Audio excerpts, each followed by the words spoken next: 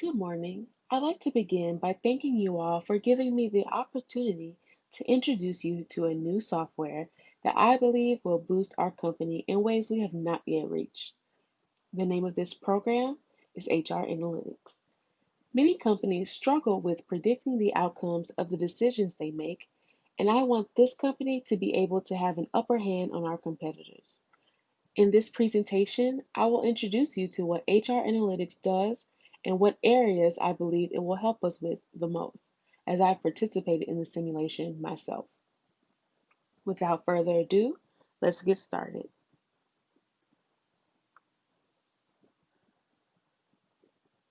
What is HR Analytics, you may ask? HR Analytics is an interpretive simulation that provides businesses with insight on potentially beneficial or threatening circumstances. The HR manager makes company wide decisions based on the information given at the beginning of each quarter.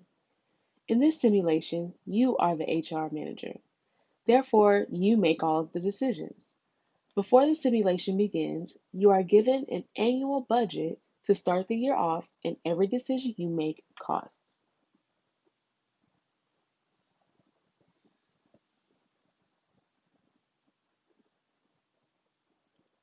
The simulation has 11 areas that it focuses on that could help or hurt your business, and that includes benefits, turnover, accident rate, unit labor costs, minority employees, morale, productivity, overtime units, absenteeism, grievances, and quality index. Keeping track of these different areas can be a difficult task, which is why HR analytics can be so helpful.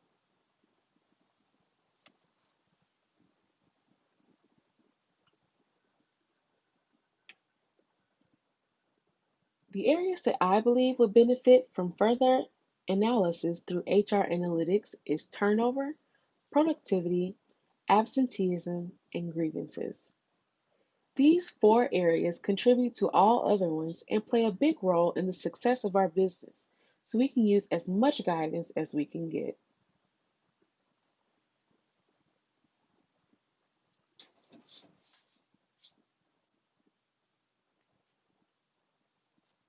First, let's discuss turnover. The company's turnover rate directly affects absenteeism, productivity, overtime costs, grievances, and our production quality.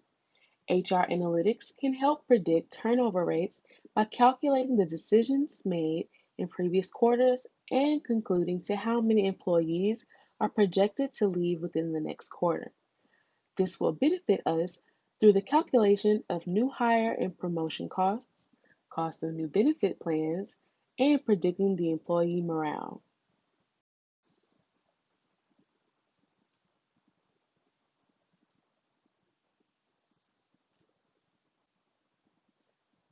Here is an example of turnover outcomes from when I conducted the simulation. The analytics were able to create a graph that showed the turnover trend in the simulated company that I was in charge of.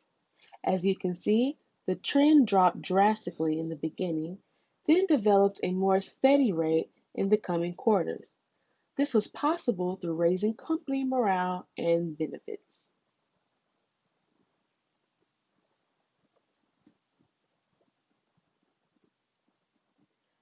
Now let's discuss productivity. Productivity can be measured through the outcomes of the projects we conduct.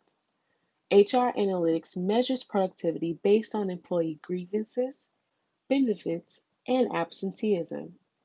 This can benefit us through the prediction of productivity outcomes, product quality, and overtime costs.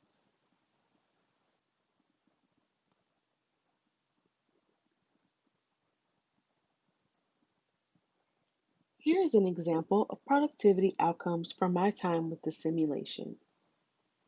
In the first few quarters, I had an issue with productivity mainly because I had not hired enough people or conducted enough trainings. As time went on, more people were hired and more quality training was implemented. With this, productivity increased.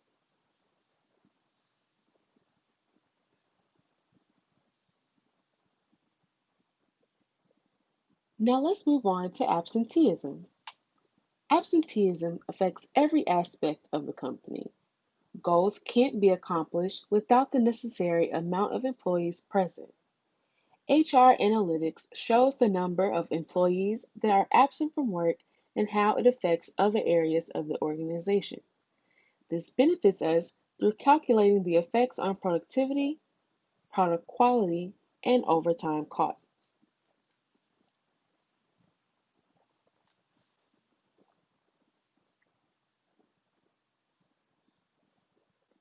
Before you now is a chart dedicated to the absenteeism rates from my simulation.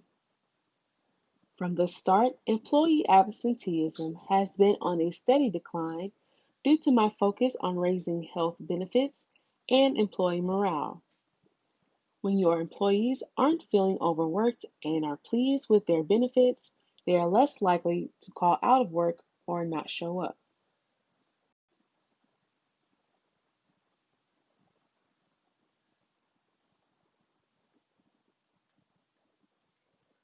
The last focus area we will discuss today will be grievances. Grievances are complaints made by employees and superiors of a company. They are also the result of the decisions made by a company. HR analytics creates realistic scenarios based on decisions made during the prior quarter that affect each aspect of a business. Being able to analyze grievances will help us predict morale, which will in turn predict productivity and turnover. An example of a grievance presented by the simulation is that employees were complaining that there wasn't enough staff, making the current staff have to work more overtime. This has a direct effect on employee morale and overtime costs.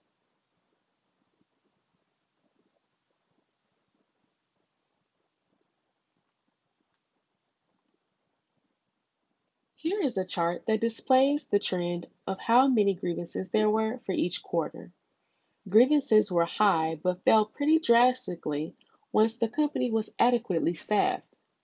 In the end of the simulation, grievances went up slightly because managers were not in favor of being evaluated by their subordinates. This chart provides insight on how happy the employees are, which will affect productivity, turnover, and morale.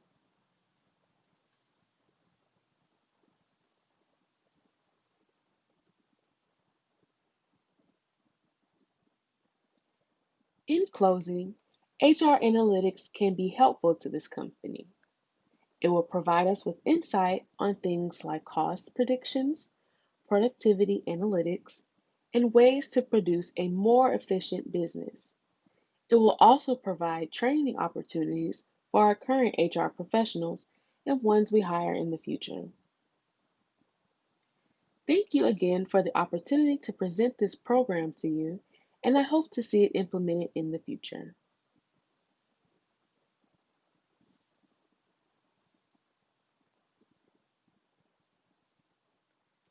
Are there any questions?